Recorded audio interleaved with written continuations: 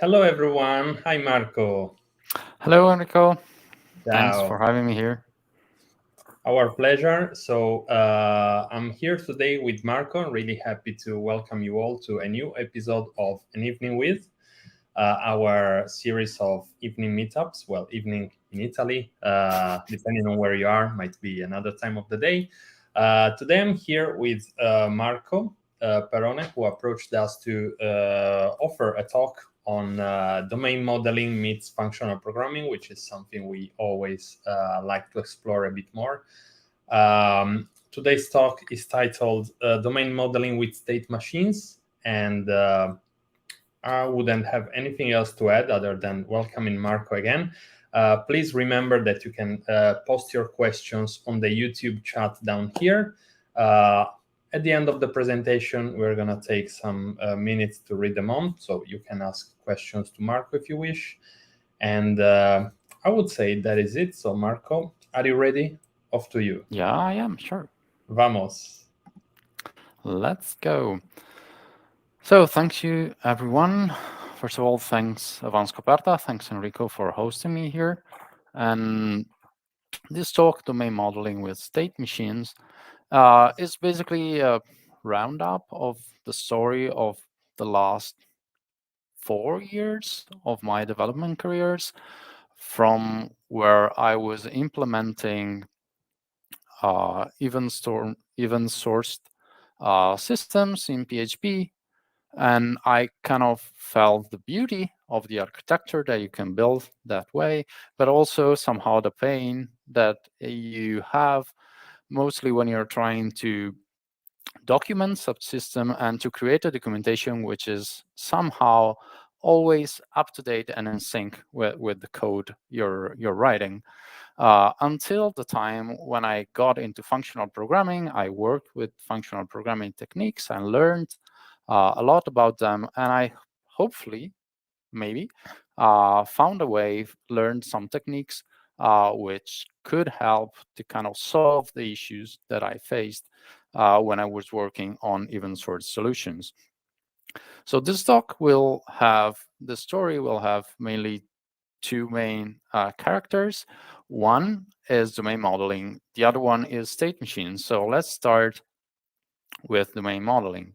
And when I myself think about domain modeling, what I'm thinking about is mostly about this. So probably many people who know of Anscoperta, who know about Brandolini, know about this picture. But if there's someone who doesn't know what this is, let me briefly explain what this is. So this is, as the title says, is the picture that explains almost everything. Everything about what? Everything about event storming. So event storming is a workshop uh, where you basically collect a bunch of people, basically all the people who are interested in the knowledge around a certain domain. You put them in a room or in a shared space. You give them unlimited modeling space, and you ask them basically to post a lot of sticky notes on a wall. And every sticky note can have different color and have different meaning. And all these sticky notes together basically shape uh, the domain, and they shape the knowledge of that specific domain that people are investigating. And let me try to go through all the different colors of the sticky notes so that we can have more common understanding, some common names to describe this concept, a common vocabulary to talk about these things. So let's start from the first one, probably the most important one in event storming, which are the orange stickies, the so-called events, mostly domain events, which represents the events which are relevant for the domain expert, or at least the events they should be interested into. Some examples could be item added to cart, user registered, or amount money withdrawn from the bank account, and so on and so forth. They represent things which happened to our system, how they describe how the state of our system changed in a specific moment. And they represent basically the source of truth of our system. It's the central point of our system. And how are these events generated? Well, they are usually generated by the desire of something which is external to our system to change the state of our system. And these components are usually called commands. They're represented in event storming by the blue stickies, and they represent the user or external components' intentions, actions, and decisions. They basically describe how the external world would like to change our system. And to actually decide which change we want to perform on the system, we need to have access to some data. And this data is usually represented by views. The color is not super visible, so it's this part down here. And views represent all the data which are accessible to user or to external system, so that user or external system can make decisions and create new interaction with our own platform. So for example, a view could be the current state of the card, could be the amount of money we have in our bank account, could be the current number of registered users, so on and so forth. And then, other than these three components, events, commands, and views, we have other kind of sticky nodes. So for example, the yellow ones, which are usually called aggregates, which basically describe who has the responsibility to decide what happens when a command reaches the system. So for example, if a user asks to withdraw some money from a bank account with the command withdraw money, there is probably some bank account aggregate, might be a bank account aggregate, which decides whether this desire from the user should be accepted or not, whether the money should actually be withdrawn, and in that case, we will have an event telling that the money has been withdrawn, or if we have to refuse that request from the user, maybe because the money are not there. And the aggregate basically is there to check that all the invariants of your systems are preserved and our system is always in a coherent state. Then there are the purple stickies, which I'll call policies, which are the parts in our system which describe some reactive logic. Basically, whenever you have the word whenever in a sentence, that's a policy. For example, whenever a payment procedure is started, we want to contact our payment gateway to actually process the payment. Or whenever a user is registered to our platform, we want to send him or them an email. So the word whenever is key to describe the reactive logic that takes place after an event. The last piece are projections, which are the green stickies, which represent that part of logic which takes all the information which lives inside the events and aggregate it, crunch all that information to create and populate the views. So basically, we could have a bunch of events telling that huge number of users registered, but we are interested only in the number, and we want to pre-process basically all those events and get out of them just a single number, which tells us how many users do we have registered to the platform. And the work of crunching that data is done by a projection. And if now you take a look at all these components together, what you get is a nice flow of things. So there's the user, which creates a command, which is fed into an aggregate, which emits some events, which maybe can be reacted by a process generating new commands and fed into an aggregate again, creating a little cycle over there. And then all the events are processed by the projections to populate the views which are shown to the user again. And this creates a nice flow, and also it creates a nice model for a software architecture. And that's exactly what fascinated me mostly when I encountered this kind of things for the first time, is not that this is only a workshop to understand how a domain works, but it also suggests how you could possibly create a software architecture out of it. And talking about software architecture, it's time to pause for a bit with domain modeling and start talking a little bit about state machines, which are the second character I want to introduce in the talk. So state machines are quite common and well-known thing which you can encounter in computer science. I don't want to give a precise definition of what a state machine is, but I would like to try to give you an idea of how I think about what a state machine is. So I think of a state machine mainly as a black box. So a black box which receives input and returns some output. So this is usually the description that you get when you're talking about functions. So what's the difference between a function and a state machine? Well, the difference is that a state machine also has some inner state, which can be used together with the input to compute the output. So just to make a concrete example, let's do a counter example. So an example with a counter. And suppose we have a state machine with a current state at 0, and we want to basically count how many times something happened.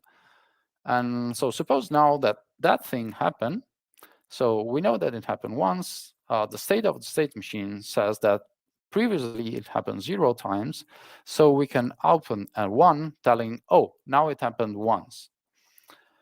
And at that point, we need also to remember to update the state of our state machine so that we can store the information that that thing already happened once. And now we are ready to process the another input for another time. So whenever the thing happened another time, well, we know that it happened that time. It happened previously, since we have a 1 in the state of our state machine, so we can output 2.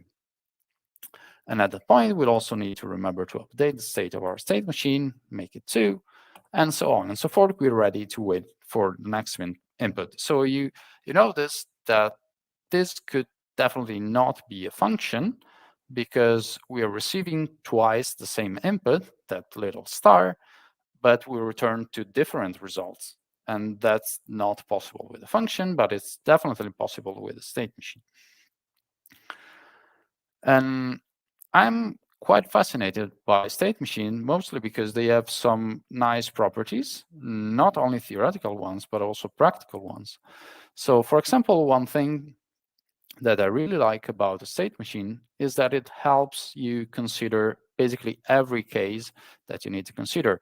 Basically, it helps you uncover cases you probably will not have think of if you just implemented it in a standard way. So to give you a glimpse of how this might happen, let's try to implement a kind of fictional state machine. So usually when you have a state machine, you have your set of states. In this case, it's just 2 possible states, so S1 and S2, and you have a set of inputs. In this case, we have 3 possibilities, A, B, and C. And to completely implement the logic of the state machine, we need basically to say for every state and for every input, which is the output and which is the new state. So for example, suppose we are in the S1 state and we receive A as input. we might decide to return B as an output and to update the state to S2.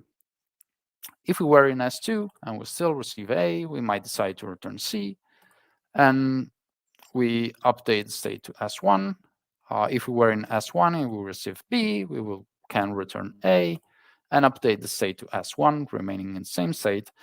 So basically, you see that what you usually do when you're implementing state machines, at least standard ones, is just you need to fill basically a grid. So it's a fairly easy process, which helps you uncover some cases which you wouldn't have think of. So for example, maybe you think of the state S2 with the input C is something which doesn't happen usually, so you wouldn't have thought of it, but just having it shown with the same dignity as all the other ones in the same grid helps you understand that you actually need to implement also that case and to handle also that case. Another really nice property of state machines is that they are compositional, meaning that you can take small state machines and build bigger state machines out of the small ones. Why is this useful? Well, basically because you can take a big problem, split it up in little chunks, solve the little problems with state machines, and then basically composing the little solutions, you can build the solution for the bigger problem in a way that is understandable just by understanding the simple solution of the simple problems and how you compose stuff. All right. So one way you can compose state machines is, suppose you have two state machines. So be careful. Now state machines are not the boxes, but are the arrows. So you have two machines, one consuming basically inputs of type A and producing outputs of type B, and another one consuming inputs of type B and producing outputs of type C.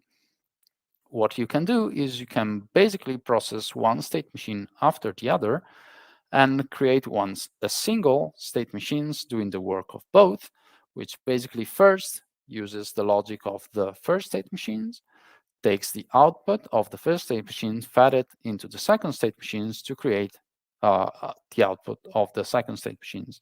And you can basically take the two state machines and make a single state machines out of the two, which basically does the sequential composition of the two. There are other ways to compose state machines. For example, if you have two completely unrelated state machines, one consuming A's and producing B's, and one consuming C's and producing D's, you can actually process them in parallel. Well, how do you do that? Well, you need obviously to get inputs for both. So in this case, I'm taking a pair with an A and a C. You then feed the A to the first state machine, the C to the second state machine.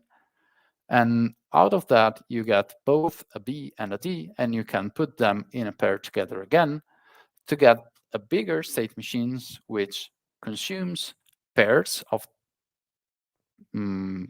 A and C's and produces pairs of B's and D's. There's other ways of composing state machines. For example, if you still have the same two state machines you had previously, so two state machines, one from A to B and the other from C to D, you can compute them, how I like to say, in alternative. So you can provide something which is either an A or a C, then depending whether it is an A or a C, you can use your first state machine or your second state machine. And what you get is either a B or a D.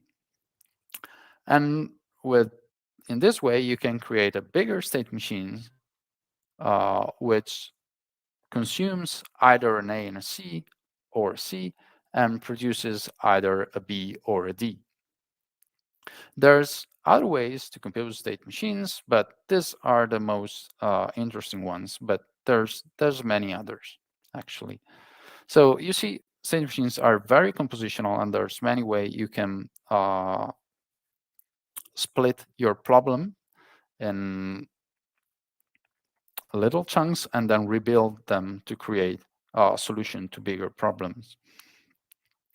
And the other really nice property of state machines is that they admit a graphical representation. So for example, this could be a graphical representation of a state machine. So the circles are states of the machine. So you have three states, S0, S1, and S2. And you have the arrows, which represent the transition. Every transition is annotated with two numbers. One is the input, and the other is the output. So for example, suppose we are in state S1, and we receive a 0 as input, then we emit a 1 as an output, and we transition to S2. If we were in S1 and we receive the 1, we would emit a 1, and we will still be in state S1. So this is basically a complete description of a state machine with a nice graphical interface. If you remove some information from this representation, you can get something which is maybe more understandable, even more understandable. So for example, this is the state diagram of a state machine, which represent data collection flow. So for example, in the beginning, we had no data, then we collected the user data. From here, we could either collect the loan details first, or we could receive the credit bureau data first. And from both these two states, the only thing that we could do is go to collected all data, to the collected all data state. And in this way, we have a nice graphical representation, which shows in a very understandable way how the state machine we are implementing is working. And this is something that I would say you can use to discuss with domain experts and say, okay, I have something implemented. It works like this drawing. Could you tell me if this is okay, if this is fine, or if I'm forgetting some cases, or there's some intermediate case which I should consider, or if there is some transition, maybe going backward because, I don't know, some data might become stale or whatever. So this is something that you can really discuss with domain expert, and they don't need to understand anything about code. And so this is to say that I think that state machines are a very cool tool that we could have in our belt when we implement stuff. But the best thing is how can we put state machines to the service of domain modeling? So how we can put the two things we discussed, domain modeling and state machines, together. So one thing I realized through the years is that basically the diagram I showed you in the beginning, so the picture that explains everything, can be seen just as a diagram of stateful processes. So aggregates, policies, and projections could be seen as stateful processes. And as stateful processes, they could be implemented as state machines. So for example, you could implement aggregates simply as state machines which consume commands and produce events. And depending on the inner state of your aggregate, which really depends on your use case, you will decide whether when you receive a command, you will emit one event or the other, maybe no event, maybe multiple events. But it's just a matter of looking at the state, looking at the command that you receive, and deciding which events to emit. Same thing basically could be said for projections. So projections could be seen as state machines which consume events and produce views. So as you get events from your write model, basically, you will statefully decide how to update your views. And yeah, it's just a simple state machine also here. And also policies could be seen just as state machines, which consume events and emit commands. So whenever an event is emitted by your aggregate, it will be fed into a process. Depending on the internal state of the process will decide whether to emit a command or not, maybe multiple commands. And then those commands will be fed again into their relevant aggregate. And at this point, there's a little bit of an intermezzo for people interested in functional programming, mostly. And one interesting thing to notice is that policies could be the only effectful component of your system, where by effectful, I mean it's the only part of your system producing side effects. Basically, it's the only part of your system which can interact with the external world. This has two interesting corollaries. So one is that aggregates and projections are pure, meaning that they could not interact with the external world. They should not interact with the external world. They should just be pure logic. Aggregates should just be depending on their internal state, and the command just emit events. Projection should be depending on the events and their internal state, update the views. And this means that aggregates and projection become, in this fashion, become really testable and really easy to manage. And the second corollary to this is that if you have aggregates and projections which are not pure, probably there's a chance you can improve your design. And it might be that you can somehow change the chain of your dependencies, move things around. And it also could mean that maybe you're missing some events or some commands from your domain modeling, which could help splitting the responsibilities in a better way. And now that we have our system basically implemented with three types of state machines, which are aggregates are state machines, policies are state machines, and projections are state machines, and state machines are really compositional, what we can do is we can take these three types of state machines and compose them back together. Basically, we can compose the aggregate and the policy to make a nice cycle here, and then compose it all with projections. And basically, this means that your whole domain could be represented by a single state machine coming from the composition of these three. And this could also mean that if you have two systems built in this fashion, creating a system which does the work of both is extremely simple, because you just pick the two state machine and you compose them. And at this point, basically the mantra is, well, we can use state machines to do domain modeling, and we need some way to implement all of this. And my proposed solution, I mean, something I arrived at implementing through the years, is a library called Creme. It's an Haskell library. And what does it do? So basically, I needed a library which would allow me to implement state machines, preserving the nice property which state machines have in property, mainly composability and graphical representation. So Creme does exactly that, and it grants you compositionality.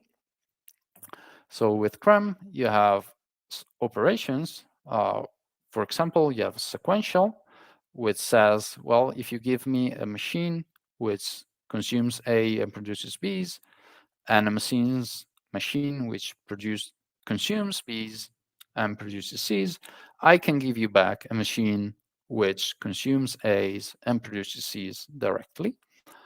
Or we can have a parallel operation which tell if you give me a machine which consumes A and produces B, and a machine which consumes C's and produces D's, I can give you back a machine which consumes pairs of A and C's and produces B's and D's. And also there is an alternative operation which, well, takes two state machines and produces a new state machines, which basically consumes either one of the inputs of the arguments state machines and produces either one of the or the other of the outputs of the argument state machines. And as a bonus, Creme also allows you to implement and enforce some invariants of your domain. And how can you do that? Well, basically, you can describe which are the allowed state transitions in your domain. So suppose you have a door. This is a really simple example, which has 3 states. So the door could be open, closed, or locked. And the allowed transition is that if the door is open, we can only close it. If the door is locked, we can only close it. We can unlock it to bring it in a closed state. And if the door is closed, we can either open it or we can lock it. And so once we can enforce this, and then when we implement our state machine, so basically we say that we have a machine which initially is door which is open, and then we need to implement the possible actions. And as you see here, we need basically to enumerate all the possible cases. So we have backslash cases where this is the current state and this is the command, basically the action that we want to do. So if the door is open and we want to close it, well, we emit a closed event and the state is updated to is closed. If the door is open and we try to lock it, we do not emit any event and we remain in the is open state. If we tried to write is locked here, well, we will get a compilation error from the library because the transition from the is open state to the is locked state is not valid, was not allowed by the transition that we described, by the topology that we described here. So we will get a compilation error. And so this is basically a way to enforce that certain transitions are never implemented in your machine. And the benefit also of this machinery describing the allowed transition is that we can use that information to create a graphical representation out of the implementation. So for example, implementing that state machine in Creme, we could generate directly from the code this diagram here, which tells us really explicitly that it's not possible to go from the is open state to the is locked state, while it is possible to basically do all the other transitions. Creme is able also to create more complex diagrams, for example, like this one. This is a simple example of an architecture coming from the DDD-inspired architecture I was explaining before with aggregates, projection, and policies. So this is just the composition of 3 state machines, one called aggregate, one called policy, and one called projection, where what is represented inside the boxes is the state space of the state machine with the allowed transition. So for example, this here is the allowed transition for the aggregate. And then these arrows down here say that we have a policy attached to this aggregate, so that basically the events emitted from the aggregate are processed by the policy, which then can generate new commands which are fed again to the aggregate, and this works in a cycle. And then all the events produced by the aggregate are consumed also by the projection, which is gonna basically populate some view. So this is basically an architecture diagram generated directly from the implementation of simple domain. And this is exactly what I wanted when in the beginning of my event sourcing exploration, I had issues documenting what I had, what I was doing, and how my domain was evolving. So with Creme, what you can basically do is you just write your implementation, and then out of the implementation, you just generate a nice diagram which document how your domain works. And so that's all I had for you today. Thanks a lot for your attention. And well, if you have any question, feedback, you can do it now. I'm very pleased if you have some. I'll be ready to answer. I'll try to do my best. And otherwise, just write me, and yeah, I'll try to answer to my best. Thanks a lot. And thanks again, Avans Scoperta and Enrico, for having me here. Thanks, Marco. Our pleasure. It was a great presentation indeed. So I see some comments in the chat, but no questions as of now. We'll just wait a few more minutes and see if something comes up. Meanwhile, I'll just remind you we have one last small talk in actually 1 week. I'm going to talk with Marco Consolaro and Alessandro Di Gioia about their upcoming workshop software crafting program. And no more meetups for the coming month. So I'm really glad that we could close with a DDD themed one with Marco today. Well, yeah, lots of nice. Thank you very much from our viewers. Thanks a lot, Hugo and Noemi. I would say you have the details of Marco here. So if anything comes up, feel free to reach out to him. And Marco, what to say? Thanks a lot again. Thanks for being with us, and we'll see you next time. Yeah, sure. Thank you. My pleasure. Bye-bye. Bye. Oh la la, we do have one question. Excellent. So the beauty of being live, we have it from Narendra. Thanks a lot, from LinkedIn. Do you have an example of any fairly complex system built in this way? Yes. Yeah, so it really depends what you mean by complex. So if you go to the repository of Creme, there are several examples there. None of them are a full-fledged production system. Some are really simple, some are a little bit more complex. I wouldn't say that I have a complex system built this way. It's something that I would really like to do, but it's something which takes some time. And yeah, I'm talking with several people who are interested in experimenting with this. So hopefully we will have soon something to publish and to share.